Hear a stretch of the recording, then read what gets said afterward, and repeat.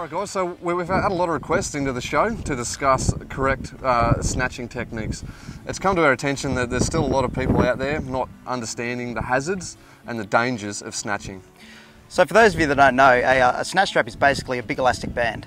It's used to store a mammoth amount of potential energy from a recovering vehicle and transfer it to the stuck vehicle in order to retrieve it from its bog situation. Within the general four-wheel drive community, there's a lack of awareness what the potential dangers of snatching are. A snatch strap is a huge elastic band that stores potential energy. If this snatch strap snaps during a snatch, it can become a missile, and it has been known for people to lose legs and limbs from these snatch straps when they break. Make sure that your equipment is rated recovery equipment. So especially on your D shackles, you'll see on these that they're rated for 4.7 tonne. Don't use your Bunnings shackles. Also, on your snatch straps themselves, you'll have a tag on it that says the rated capacity. So this one here is an 8-tonne snatch strap. Make sure that your snatch straps are kept in good nick as well, so there's no frays, there's no rips, and also when you get them muddy, try and give them a wash when you get home. It makes them last longer. What we're going to talk about now is we're actually going to take you through the correct snatching techniques to recover a bogged car. You don't need a 5-mile run-up when it comes to snatching a car. In most cases, you'll only need to actually give a gentle pull to the car. It's a much safer technique than snatching at 60 kilometres an hour and having a D-shackle come through your rear window.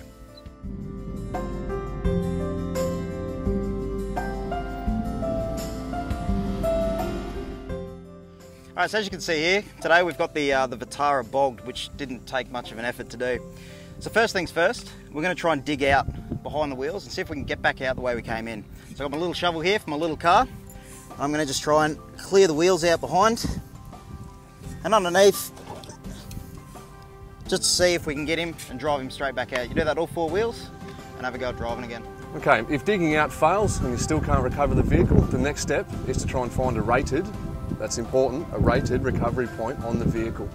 Alright, we've just checked around the front of this Suzuki here. However, we've found tie down points, but no rated recovery points.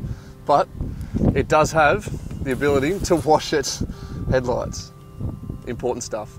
So as you can see, there was no rated recovery point at the front of this vehicle. We're going to recover this vehicle from the rear. So the first thing we need to do is find a point to snatch from with this snatch strap. Whoa mate, what are you doing? Good. Come on. I don't think it should be in there. Let's whack it on that D shackle instead. Right, no worries mate. We're having a bit of a joke here, but believe it or not, we have actually seen people recover their vehicles by using that method. There isn't a lot left of the rear of the vehicle once they've done their snatch. So here we have our rated recovery shackle. 4.7 tonnes.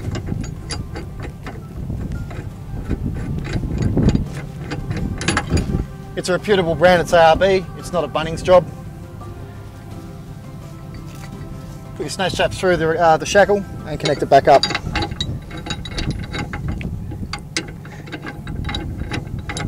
Make sure you tighten it up nice and tight, and then once it's tight, just back it off one little turn. So now we've got the snatch strap connected up, and as you see, when the snatch strap is all rolled up, it gets a lot of kinks in it. So your next step is to make sure that it's running nice and straight, so there's no stress points on the snatch strap. Doesn't help to have a mate to give you a hand with this, makes the job a lot easier. Okay, so here you can see we found the rated recovery point on the back of the recovering vehicle, the short wheelbase here. So what we're going to do is we've already got a D-shackle attached. We're going to undo the D-shackle that's already on him.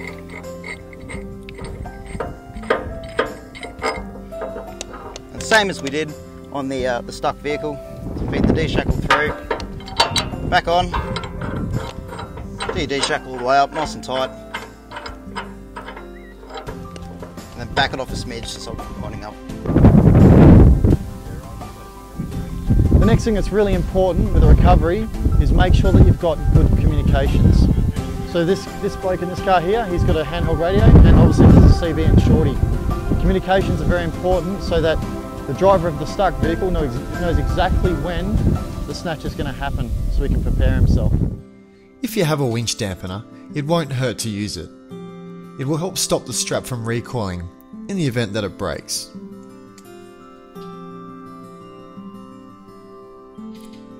When everything is connected, slowly take up the slack on the strap. Gently apply the throttle and attempt to pull the stricken car out of the bog. If this doesn't work the first time, repeat the process again with slowly increasing intensity. So you can see there, guys, it was an example of how to make a recovery. As you can see, it doesn't always necessarily take a 60 km/h run up. All he needed was a nice gentle pull and he was out of his little stuck situation. So I guess the only thing left to do now is pack up all the gear and get back in the nice air conditioned GU and hit the trokes.